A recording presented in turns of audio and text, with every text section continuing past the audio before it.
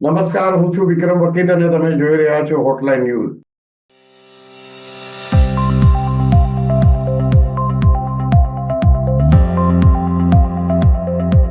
Iran, Israel અને America આ ત્રણ યુદ્ધમાં એકબીજા સાથે સંડોવાયા છે અને એની આંતરરાષ્ટ્રીય અસર થશે એના વિશે અમે એક સ્ટોરી બનાવી હતી જાણીતા પત્રકાર હિમાંશુભાઈ ભટ્ટ સાથે.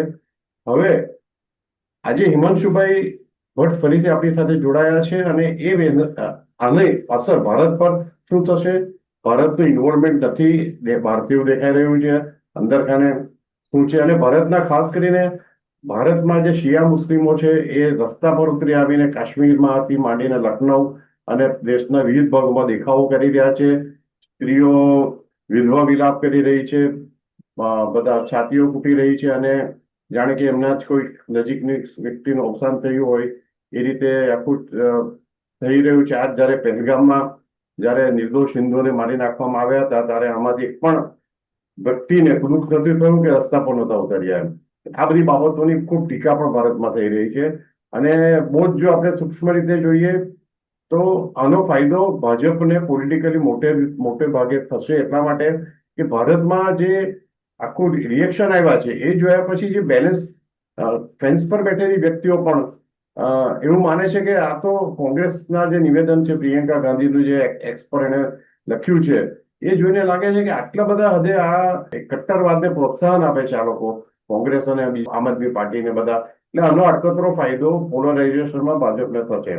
આ બધી બાબતો વિશે ચર્ચા કરશે હિમાંશુભાઈ ભટ્ટ, જે તમે જાણો છો જાણીતા પત્રકાર છે ગુજરાતના. હિમાંશુભાઈ, આપનું સ્વાગત છે.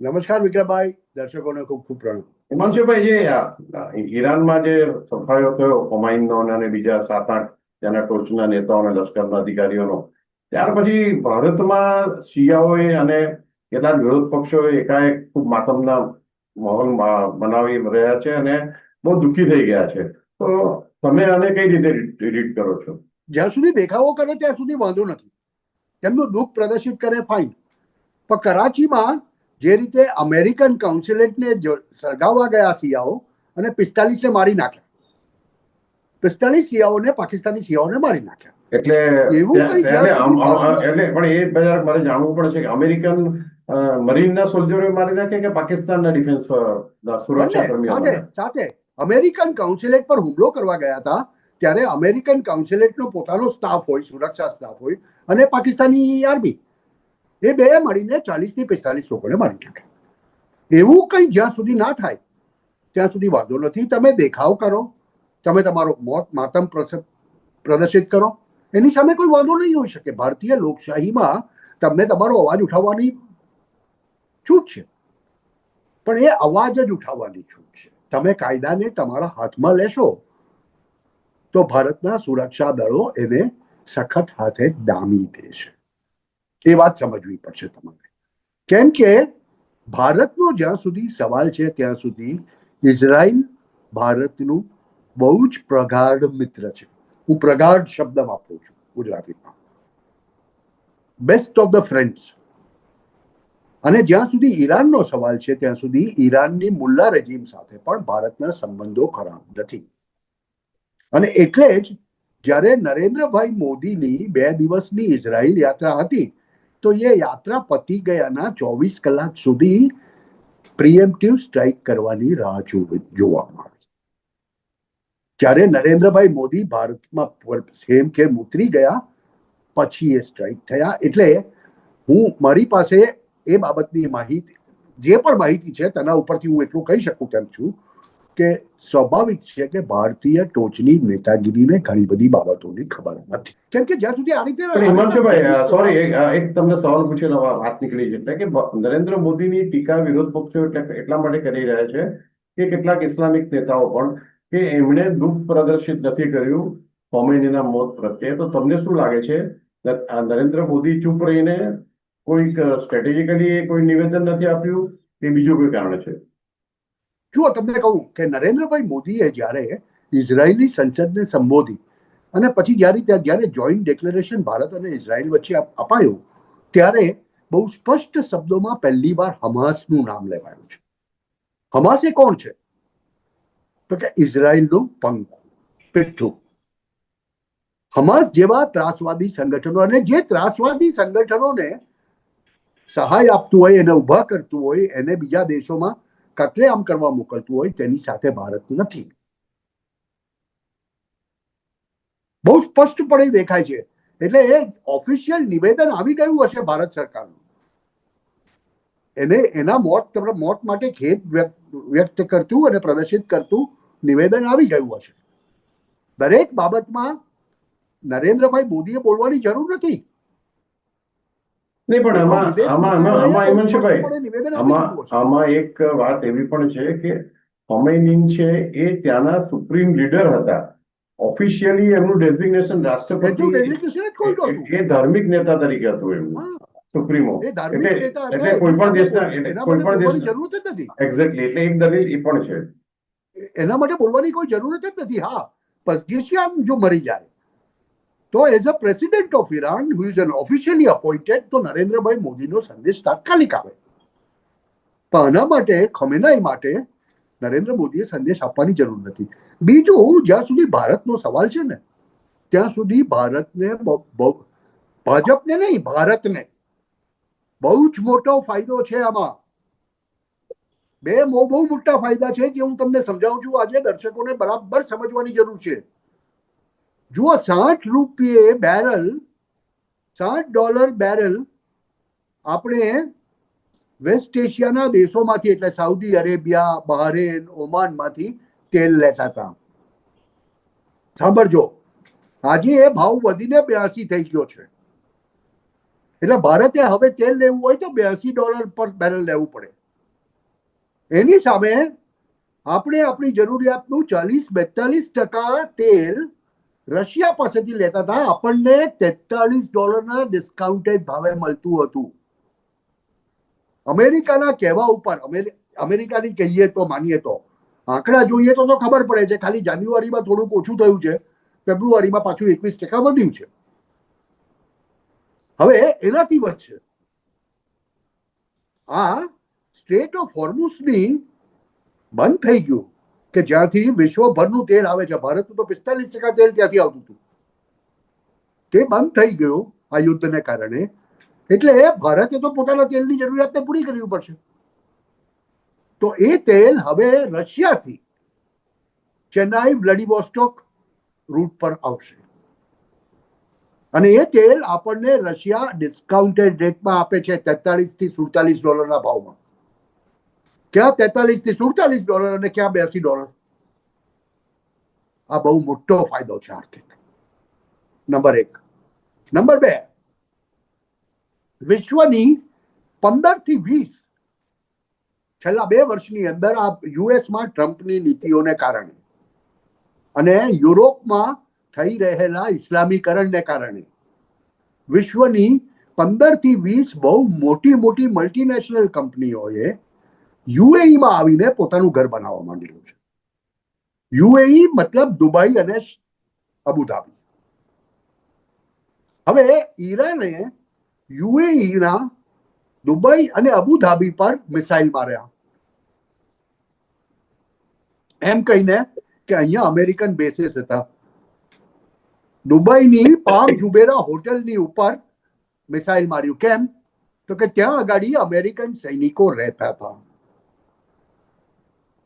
આનાથી જે ફિયર સાયકોસિસ થઈ, આ બધી કંપનીઓ જે લોકો બબાલથી મટીને શાંતિથી ધંધો કરવા માટે દુબઈમાં આવીને હેડક્વાર્ટર સ્થાપિત કર્યું, દાખલા તરીકે એમેઝોન વાળો એ વિચાર કરે કે હવે દુબઈ બી સારું સેફ નથી. શું થશે? આવી જ રીતે વિશ્વનો એક તરફનો 40-50% ફાઇનાન્શિયલ માર્કેટ અત્યારે દુબઈમાં છે. ફિયર સાયકોસિસમાં આવીને જો એ લોકો કે હવે યાર દુબઈ તો સેફ નથી રહ્યું, ગિફ્ટ સિટીમાં આવવા માંડશે તો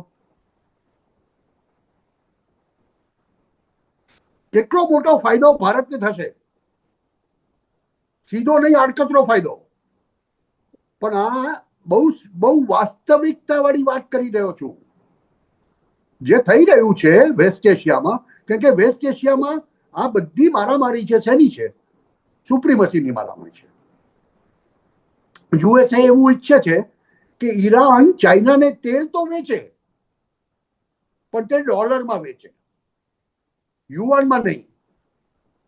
જ્યારે ઈરાન ચીનની જરૂરિયાતનો 20% હિસ્સો યુઆનમાં વેચે છે, એટલે ડોલર સંપૂર્ણપણે બહાર છે. એટલે ડોલરની હેજીમનીને આ લોકોએ તોડી છે. ભારતને કેમ યુએસએ ના પાડે છે કે રશિયા પાસેથી તેલ નહીં લો? જો ભારત હજુ પણ ડોલરમાં તેલ લેતું હોત તો કોઈ વાંધો જ નહોતો એ લોકો.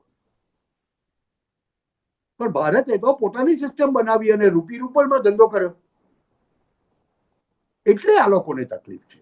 એટલે અમેરિકન હેજીમોની જ્યાં જ્યાં તૂટે છે ત્યાં ત્યાં એવા એક દેશને ફાયદો થતો જાય છે, કેમ કે લોકો ચીન તરફ હવે નથી જતા. વિશ્વાસ ઉઠવા માંડ્યો છે ચીનમાંથી. એટલે તમે જોજો કે એપલનું આજે એક જમાનામાં આપણે ત્યાં 8% પ્રોડક્શન થતું એપલના સેલફોનનું, આજે વધીને 21% થઈ ગયું છે. ચાઇનાથી કટ થઈને અહીંયા આવે છે.